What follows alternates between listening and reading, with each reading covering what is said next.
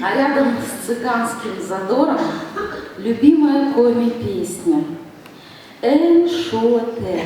Он считал эту песню своей, он пел ее с сопровождением и пел ее акапелло. Ему никогда не мешало насладиться ею в любой обстановке и в любой ситуации. Кто-то сказал, что нельзя унести родину на подошвах сапог. На подошвах нельзя, а в сердце можно. Где бы ни был Алексей Васильевич, его земля была всегда с ним.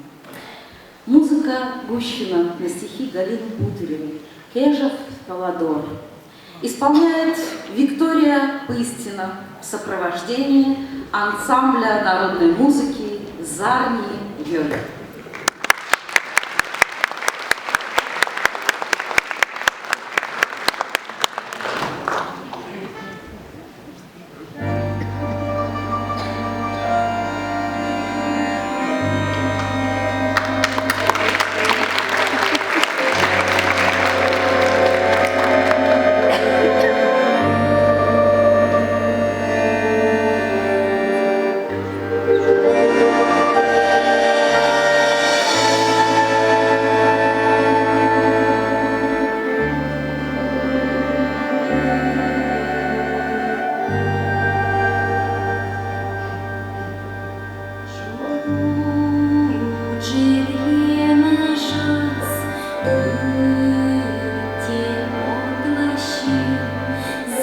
Yeah.